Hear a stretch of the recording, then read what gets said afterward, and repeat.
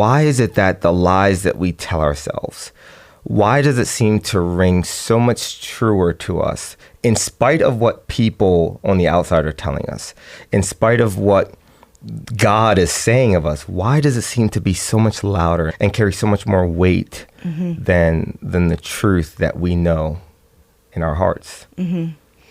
Yeah, so there'd be a lot of different theories about how that develops, right? Like who do we really think that we are? How do we experience ourselves, and what do we expect from ourselves? What are we expecting from the world?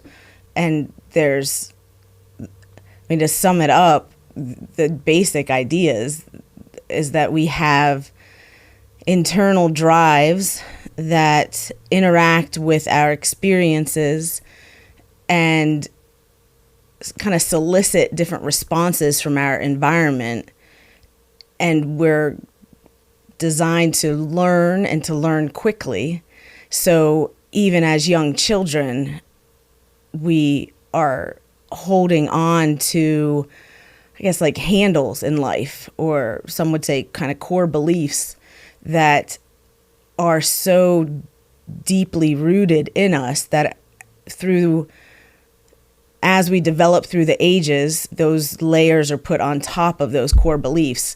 So even if we learn something later in life through a different experience, or people respond differently to us, it doesn't those later lessons don't penetrate those core beliefs. Man, that sucks. It can. Oh my God. And then if your environment when you're little is maladaptive, like is dysfunctional, the way you learn to interact with it then becomes really maladaptive. But they were lifelines. Like, this is how you get through the hard, confusing times of childhood, right? And so we rigidly hold on to these things, and it takes a real transformation to let go of those things and let real truth come in. Because if you think of it, like we interact all the time as little kids with parents. If we're blessed and have two parents in a home, even a reasonably functional home, there's still a lot of chaos going on, a lot of needs trying to be met, right? And schedules followed and success chased after. And so we pick up messages about ourselves and our importance, and if we deserve to have attention paid to us, if we are a nuisance, or if we're a joy to others. And we learn those lessons early on. And then if it's a dysfunctional environment, we've learned maladaptive coping skills to try to get our needs met. And we don't shake those very easily. Okay, so at what age do you think that those things sort of cement themselves fully? Is it when you're a teenager, because I've heard before that the way you raise a child, I think at the age of 7 is when the initial habits start to form. But is that the same with the way that we identify ourselves, or our id, I guess is what it's called? It depends on the foundation still. So like that first year of life, the needs are fairly basic, right? Like we need held, we need loved, we need contact, we need fed, we need treated gently, and we need exposed to sights and sounds and things while being loved and cared for. And so if that base is solid, and we, in our core self that's even being developed then, if we believe the world to be a safe place where we expect to be able to interact in the limited capacity we can, but while still getting our needs met, then other things grow more nicely on top of that, right? But then you transition into toddlerhood, and if your parents can't transition with you, now you're this kid who's into everything and more difficult to deal with, and your needs are different.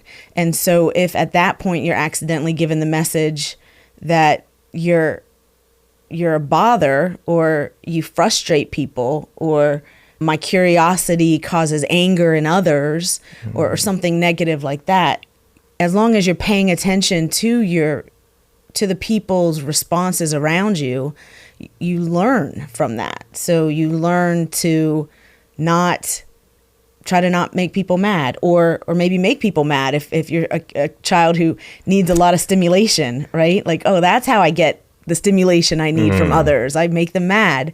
So we're constantly learning. So I think that there are many renowned psychologists and psychiatrists that disagree with this, but from my education, from my experience, I think that we're very fluid beings. It's just that meaning like we don't learn something as a young child at whatever age that is, whether it's age 1 or 7 or 13, and then we're static from there. That's not how it goes.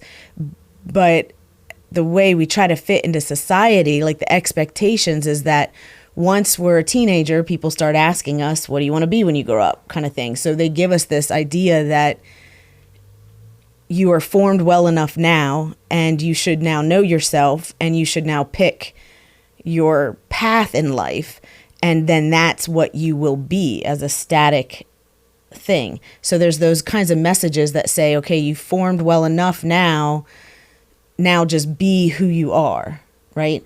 And that gives us the idea that we stop learning and growing and changing, right? Like there are adults who think if I don't know how to do something by now, then I don't know how to do it. And that's just how I'm going to live life. And that's a death sentence, in my opinion. It is, but as a little toddler, you'd never think that. You know, we stink at learning to walk, but we push through it and do it because we're eager to learn new things. We're okay with falling. We're okay with people laughing at us when we're trying to toddle, right? But pretty much by the time we enter school, like age 4 to 7, that area, when we start to really compare ourselves to others, we start kind of unnecessarily cutting off some of our opportunities. You know, if we're naturally supposed to be good at something, like we've been gifted with some kind of ability, but we see that other people are already better at that, like maybe an older sibling or a classmate, then we might not even explore that option, right? Wow, I never even thought about the idea that we suppress our gifts to give room to other people. Yeah. Or because we've already quickly assessed, even if I try really hard, I'll never be better than my older sibling. Or my older sibling gets a lot of attention because of this, so I got to find something else to get there. Yeah. I like that you originally used the word stimulation versus attention. That puts a different spin on it for me, because right now we are dealing with our daughter who is 7. She just turned 7. And she constantly needs, I'm going to use the word stimulation here. She constantly needs stimulation. And my wife and I are both the type of people where we want her to experience boredom. Yeah. Because she's a very creative kid. She loves science. She loves astronomy. And we're like, if you would just go off on your own and do this stuff, you know, a whole world will be open to you.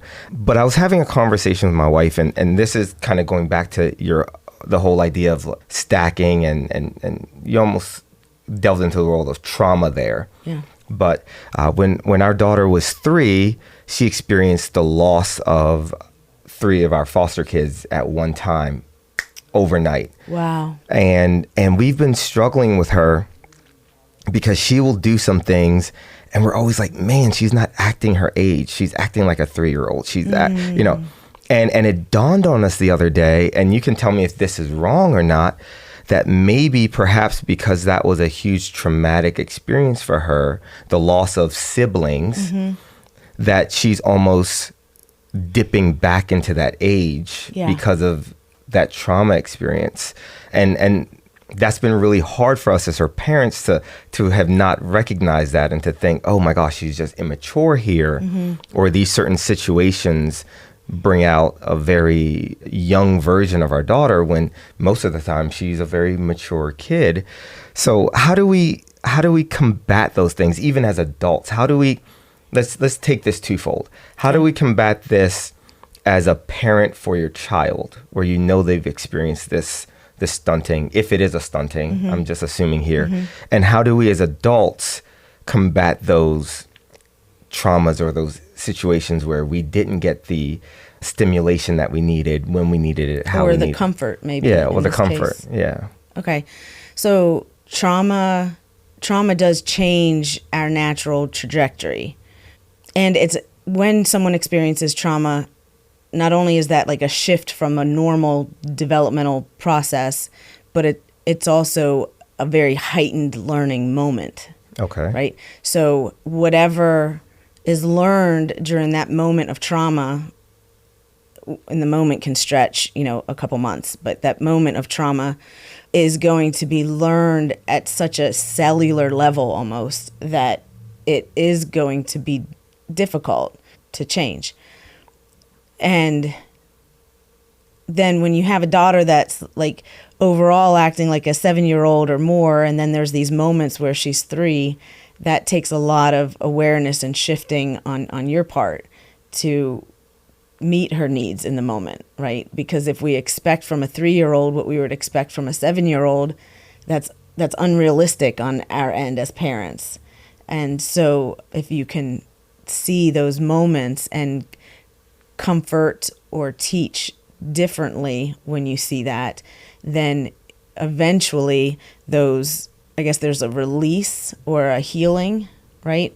Where she can catch up then. But I think for sure with something like that needs to be, God reaching into her heart and healing her around that. Yeah. Okay.